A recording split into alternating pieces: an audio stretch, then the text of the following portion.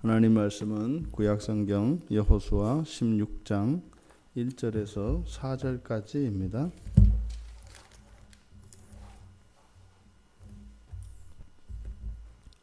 같이 한 목소리로 함께 읽겠습니다. 요셉 자손이 제비 뽑은 것은 여리고샘 동쪽 곁 여리고 곁 요단으로부터 광야로 들어가 여리고로부터 베델 산지에 올라가고 베델에서부터 루스로 나아가 아렉 족속의 경계를 지나 아다롯에 이르고 서쪽으로 내려가서 야블레 족속의 경계와 아래 벳호른과 게세레까지 이르고 그 끝은 바다라. 요셉의 자손 므낫세와 에브라임이 그들의 기업을 받았더라. 아멘.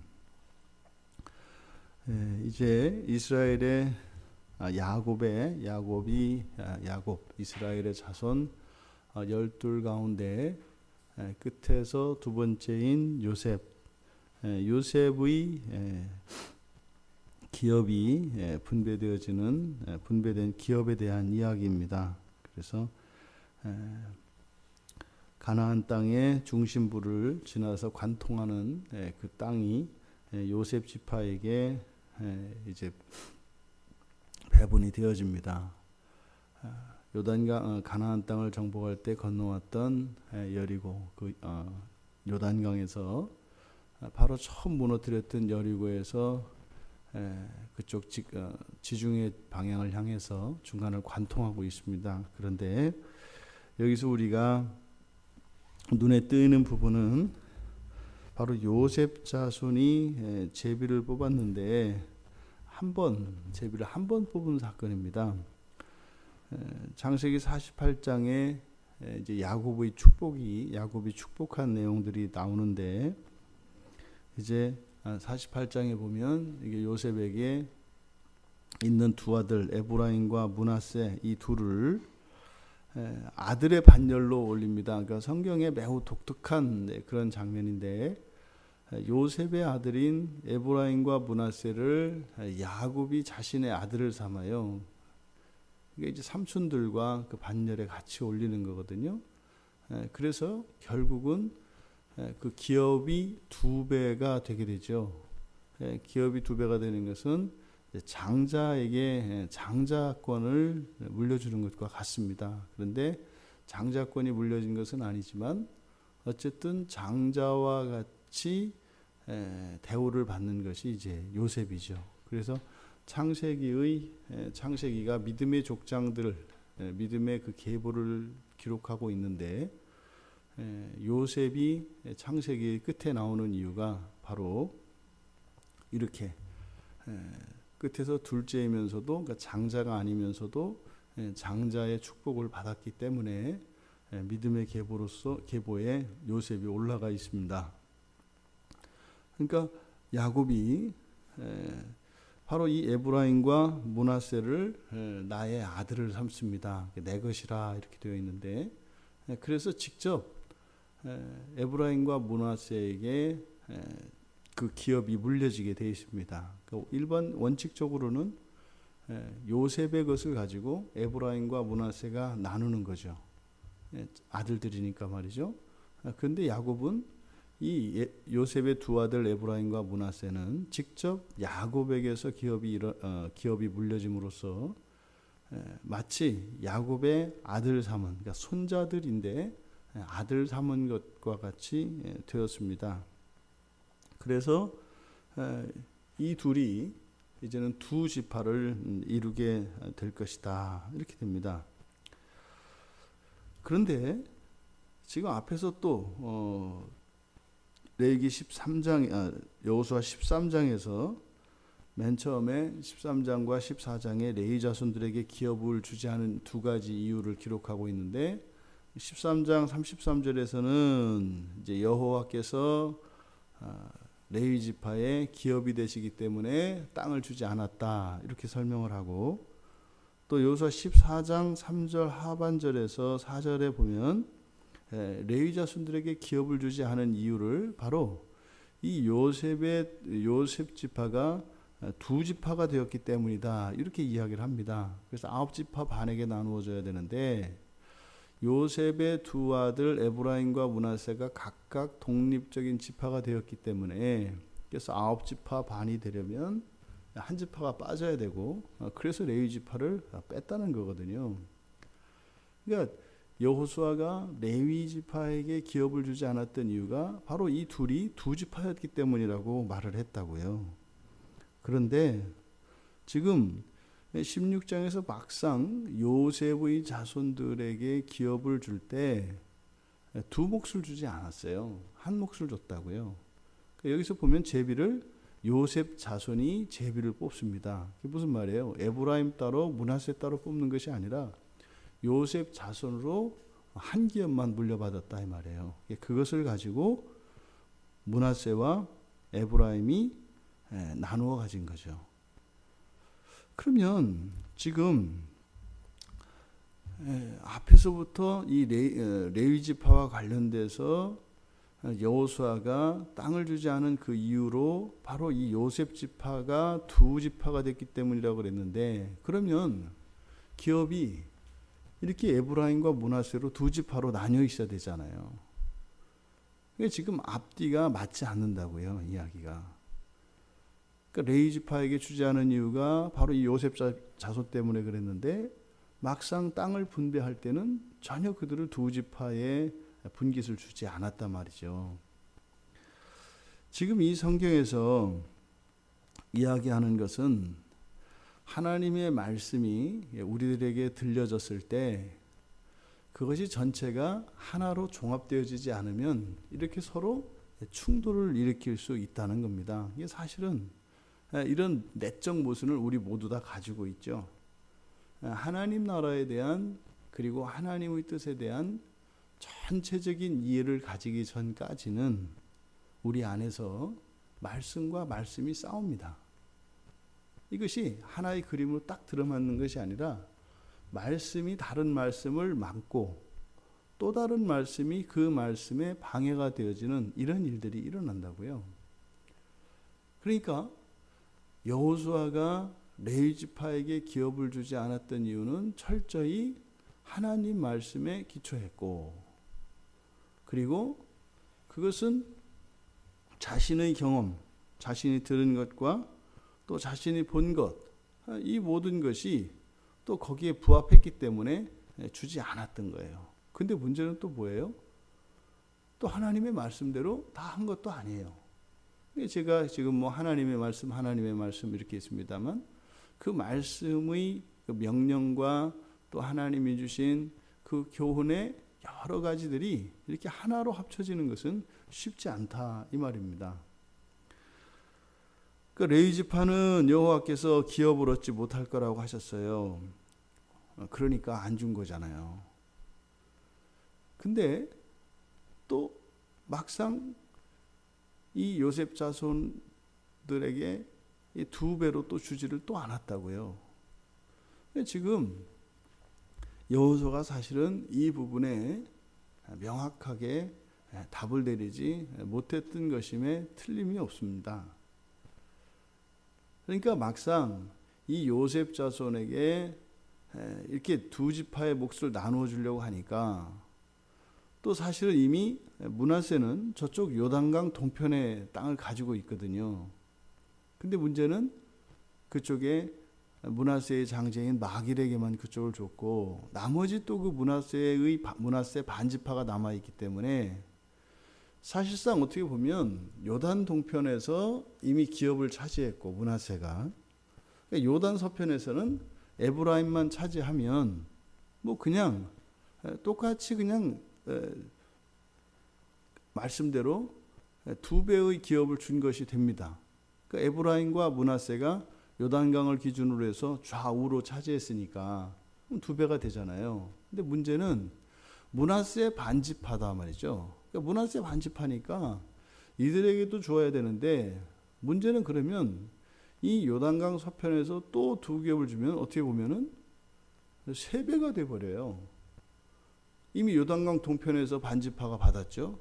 그리고 나 또 이쪽에서 또 둘을 또 주게 되면은 또 므낫세와 또 에브라임에서 세 영역이 된다고요. 반반 나누었기 때문에. 그러니까 이 문제를 풀지를 못했던 것 같아요. 그러니까 두 배로 줘야 되는 것은 맞는데 지금 여기서 요단강 서편에서 또 둘로 나눠주려고 하면 결과적으로 보면은 모양새는 땅이 세 덩어리가 된다 이 말이죠. 여러분 생각해 보십시오. 므낫세를 반지파를 나눴다면 다른 지파도 반으로 나눌 수 있는 거 아니에요? 우리도 반지파 따로 달라 이렇게 요구할 수 있는 거 아니에요? 그렇다고 해서 이쪽에 에브라임만 또 주려고 하면 그 요단강 동편에서 머물지 않고 이쪽에서 거주하기로 넘어온 므낫세 이 반지파는 오갈 데가 없어진다고요. 이게 참 여호수아로서는 풀기 어려웠던 그런 숙제인 것 같아요. 이 문제는 사실은 바로 요셉에 대한 하나님의 참 뜻이 계시가 무엇일까 이 부분을 이해하지 못하고 있기 때문인 거죠. 원리는 똑같습니다. 이 레위 지파가 이 땅에서 기업을 받지 못하는 것처럼 요셉의 두 아들들이 이제는 야곱의 그 아들들의 반열로 올라서 두 배의 기업을 받게 되었는데 이것이 이 땅에서 그 기업을 나눠주려고 하니까 이게 잘 되지가 않는 거예요. 맞지 않는 거죠. 요셉이라는 사람은 누굴까요? 지금 오늘 우리의 본문을 보면 요셉의 자손 4절에 요셉의 자손 므낫세와 에브라임이 그들의 기업을 받았더라. 이제 요셉의 한 분깃을 받아서 사실은 므낫세 반지파와 에브라임이 이렇게 받은 거죠. 그런데 창세기 48장 6절에 보면은 그렇게 돼 있어요. 이들 후에 내 소생은 내 것이 될 것이며, 그러니까 에브라임과 므낫세는 야곱이 자신의 아들을 삼고 또 그들의 유산은 그들의 형의 이름으로, 그러니까 에브라임과 므낫세 이후에 태어나게 되는 자식들은 바로 그들의 형의 이름으로 함께 받으리라. 그러니까 원래는 야곱이 있고 요셉이 있어요. 야곱의 아들이 요셉이에요. 그럼 요셉의 아들들은 요셉의 이름으로 그 기업을 나눠 받아야죠. 그런데 성경은 어떻게 되어 있냐면 야곱이 있고 이스라엘이 있고 에브라임과 므낫세가 있고 그 다음에 요셉의 아들들이 이 에브라임과 므낫세 밑으로 간다는 거예요. 그래서 지금 관계가 묘한 관계가 됩니다. 그 형제인데 삼촌이 되는 거죠. 그 기업을 물려받으니까 말입니다. 그리고 실제로 요셉의 다른 아들들의 그 기업에 대해서는 안 나오거든요. 그럼 보세요. 이 족보가 도대체 어떻게 되는 거예요? 야곱이 있고 원래대로는 요셉의 아들이고 에브라임과 므낫세, 그 다음과 에브라임과 므낫세의 아들들이 서야 되는데 요셉의 나머지 아들들이 에브라임과 므낫세 밑으로 세워진다고요. 그러면 밑에서부터 거슬러 올라가면 사실은 에브라임과 므낫세로부터 기업을 물려받는 요셉의 다른 아들들에게 형식적인 관계에 있어서는 아버지가 돼요. 에브라임 므낫세가. 그럼 에브라임 므낫세의 아버지는 누구예요? 원래 요셉이어야 되는데 기업을 준 게 아버지란 말이에요. 그럼 누구예요? 야곱이 돼버려요. 그럼 요셉은요? 없어져요. 부모와 자식의 관계가 이 유산, 이 기업을 물려주고 물려받는 관계, 혈연의 관계가 아니라 이 기업의 측면에서 보았을 때는 물려주고 물려받는 것을 통해서 그 가족 관계가 세워집니다. 그러면 밑에서부터 족보를 역으로 거꾸로 거슬러 올라가면 요셉이 사라져 버려요. 요셉은 없어요. 요셉은 받은 것도 없고요. 또 나누어 줄 뭣도 없어요. 이 요셉이라고 하는 인물이 되게 신비로운 인물이죠. 족장 가운데서. 바로 이 요셉이 바로 예수 그리스도의 예표로 쓰이는 것이 바로 이 부분입니다. 분명히 자식을 낳았어요. 또 자식을 낳았다니까 예수님이 자식을 낳았다는 게 아니라 자식을 낳는데 그 자식들은 없고 그러니까 자신은 사라져 버려요. 요셉은요, 예, 굶어 죽을 수밖에 없었던 이스라엘 민족, 그 야곱과 그 야곱의 자식들을 그 가문을 다 살리거든요. 총리로 돼서 다 살렸어요. 근데 정작 요셉은 받는 게 없어요. 요셉의 이름으로는 말입니다. 그리고 단지 에브라임과 므낫세의 이름으로 쭉 나와요. 예수님의 생애가 이러하신 거죠. 이 땅에 오셨죠. 오셔서 모두 살리셨죠. 근데 예수님은 하나도 거기에서 어떤 기업을 가지지 않으십니다. 오히려 주님이 가지셨던 것은 오히려 불명예와 치욕스러움과 고난과 오해와 누명만 받으셨습니다. 근데 그것을 그리스도인이라 불리는 이들에게 나누어 주셨죠. 그리고 예수님은 역사 속에서 사라지셨어요. 마치 이 세상에 계시지도 않았던 것처럼. 그러니까 사람들이 예수를 믿을 수가 없는 거예요. 있으면 뭐 증거가 있어야 되는데 뭐 땅 한 뼘이라도 뭐 이렇게 있어야 될 거 아니에요. 근데 아무것도 없다고요. 근데 그 이유가 뭐예요? 모든 것을 예수 그리스도를 믿는 이들에게, 믿음의 자녀들에게 내어주셨기 때문에. 심지어는 예수님이 이렇게 기업을 준 아버지의 위치에 서는 것이 아니라 어떻게 돼요? 그냥 형이 된다고요. 마치 에브라임과 므낫세가 아버지인 요셉과 같은 형제의 반열에 올려진 것처럼 야곱으로부터 기업을 받았지 않습니까? 그러니까 바로 이런 부분이 예수 그리스도의 지상에서의 삶의 신분을 나타내는 이런 부분이 바로 요셉이 예수님을 닮은 것이다. 그러니까 이런 비유를 미랄의 비유에 우리가 빗댈 수 있는 것 같아요. 미랄은 썩어져 죽습니다. 그 미랄은 사라져요. 그리고 수많은 열매를 맺죠.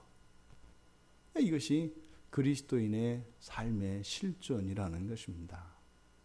레위 지파가 어떻다 그랬습니까? 이 땅에서 기업이 없다.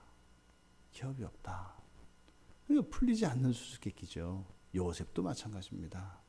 그럼 요셉도 아버지에게 받아서 그것을 나누어 줘야 되는데 실제로 요셉은 소유한 게 없단 말이죠. 요셉의 이름으로는. 그래서 지금 16장에서 기업을 나눌 때에 요셉 자손이라고 한 거죠.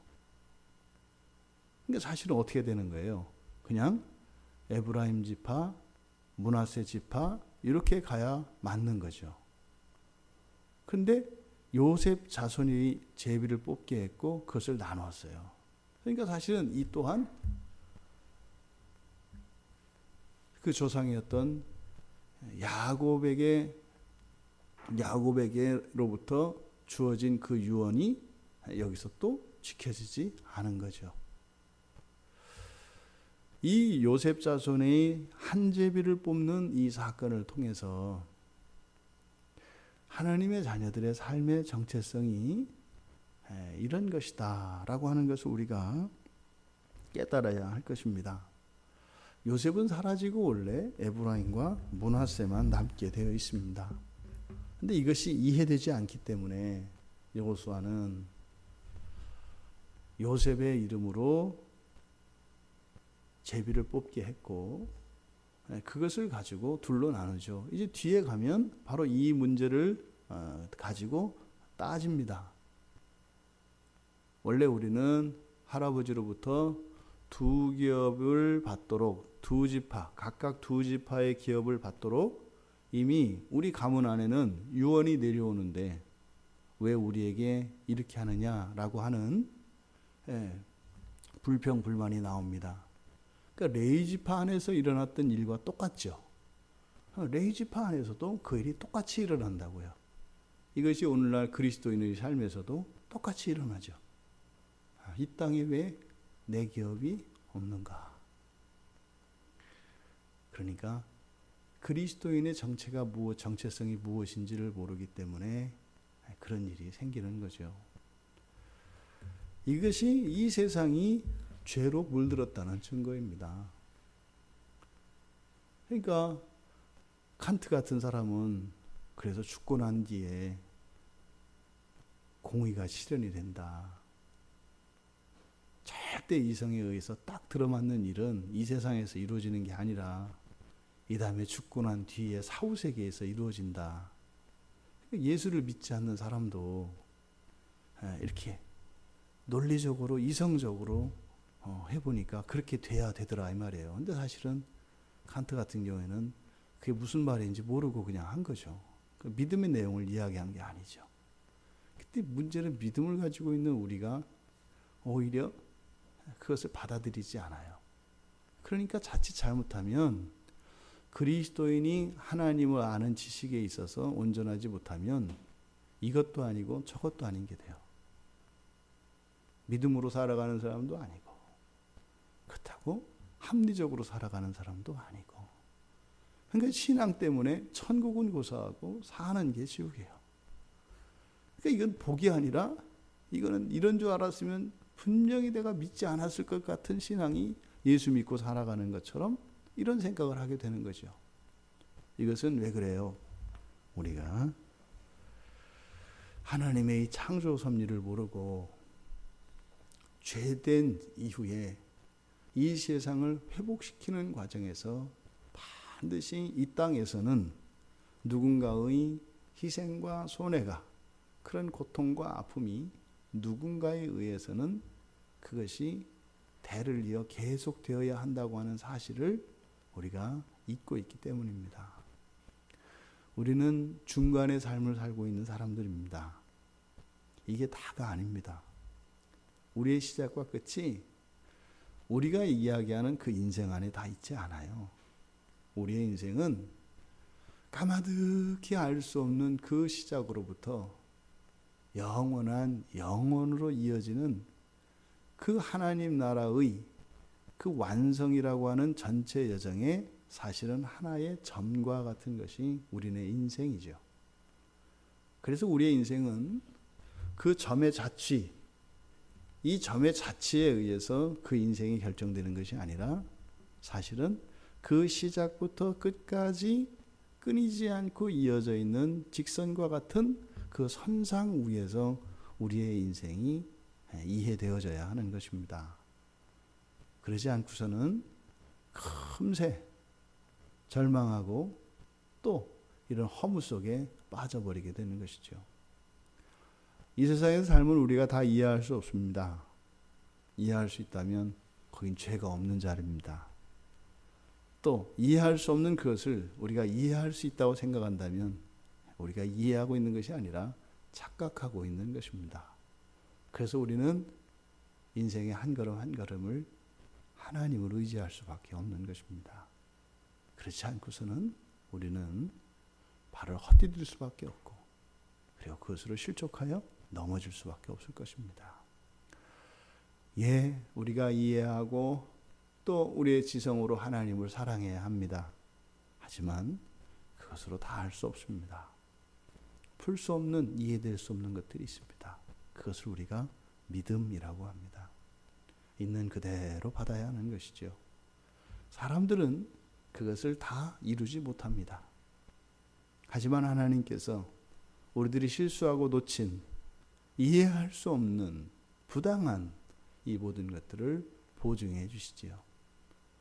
그래서 때로는 우리가 인생을 살면서 두 몫을 받아야 하는데 한 몫을 받은 것 때문에, 또 분명히 약속되어진 것인데 그것이 이행되지 않고 어그러지는 이런 것들 때문에 우리들이 너무 지나치게 그렇게 마음 상하거나 낙심할 것은 없다. 마음 상하고 낙심해서 그것을 잃어버린 그것에 대해서 분을 품고 한숨을 쉬는 것으로 끝나는 인생이 아니라 하나님의 경륜을 알아 장차 그 모든 우리의 손해와 손실을 보상하시고 오히려 그것에 넘치게 후히 주시는 그 하나님을 절대적으로 신뢰하며 미래를 살아가는 우리들에게 그런 두려움 없이 담대함으로 살아갈 수 있는 우리 모두가 되기를 주님의 이름으로 축원합니다. 살아계신 하나님, 하나님의 말씀을 따라 살아가는 것이 때로는 이해할 수 없어서 망설여지고 또 때로는 그것이 분명히 잘못된 것이라고 여겨 저희들의 생각을 쫓아 살아갈지라도 모든 것을 합력하여 선을 이루게 하시는 하나님의 절대적인 권능과 선하심을 믿습니다. 저희들이 인생을 살아갈 때 저희들의 지식과 경험을 의지하여 살지 말게 하시고 전능하시고 선하신 하나님을 의지하며 살아갈 수 있도록 도와주시옵소서. 이런 시행착오의 과정 속에서 저희들의 믿음과 저희들의 지성이 더욱 단련되어져 정금과 같이 되어질 줄 믿습니다. 하나님께서 기대하시는 바 저희들을 향하신 그 모든 기대가 성취되어질 것이며 그것은 저희들 개인뿐만 아니라 하나님의 창조 세계가 완전해질 것을 믿습니다. 그 여정의 삶을 살아가는 저희들의 인생인 것을 잊지 않게 하셔서 현실에서 일어나는 이해할 수 없는 때로는 부당하고 억울한 일들 때문에 저희들의 심령이 상하지 않게 하시고 오히려 믿음으로 하나님을 기대하며 살아가게 하옵소서. 감사하며 예수님의 이름으로 기도하옵나이다. 아멘.